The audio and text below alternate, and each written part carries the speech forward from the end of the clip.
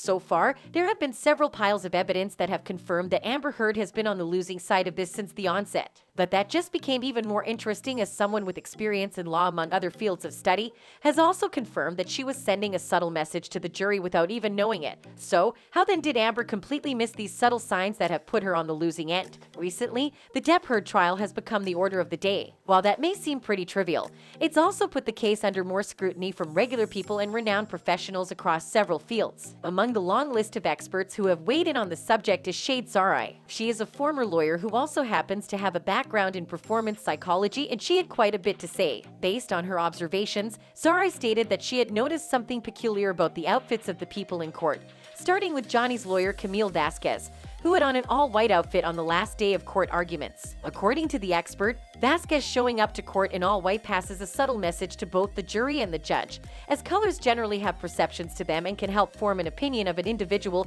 and in this case, Vasquez choosing to go with all white signifies innocence and purity, giving the jury the impression that she's on the right side of the law. Explaining her point, she also mentioned that it was the opposite in Amber's case, as the actress had on a black outfit, which actually implies power and dominance. Given that these are somewhat the subjects of these entire arguments, her explanation pretty much hit the nail on the head. And just like Zarai, several other professionals also gave their opinions on how Heard's outfit could have marred her case. The first expert, Dr. Jill Huntley-Taylor, who specializes in jury observation, says she isn't sure that Heard's power suits will help convince the jury that she's the real victim here. In her words, right or wrong, how a player in the case appears in court does play a role in how the jury perceives them. She made a conscious decision on what she was going to put on and project to the jury. To me, she's presenting herself as a powerful woman. Powerful women can be assaulted, but that's not the general narrative. I don't think it's to her advantage to be dressed this way. Another expert, who happens to be a fashion psychologist, also mentioned that Heard might have been passing across the wrong message without even knowing it.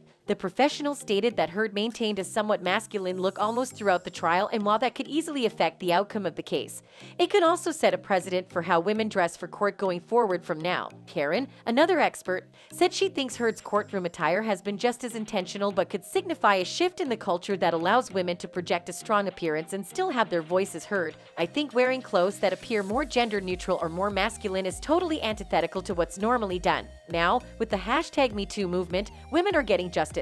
I don't think they need to play up victimhood. I think they can play up, hey, I'm a badass. I'm a powerhouse all on my own. So I think the gender-neutral form of dressing shows that. And while she does believe that could help women with actual claims, it may not exactly be the case here with Amber Heard. These are words from professionals across varying fields ranging from fashion to psychology. If these people saw these things from Heard's outfits to court, then it's probably very likely that some jurors too have noticed. But either way, we'll find out just how effective it is. Did you also notice these subtle things? Tell us in the comments section.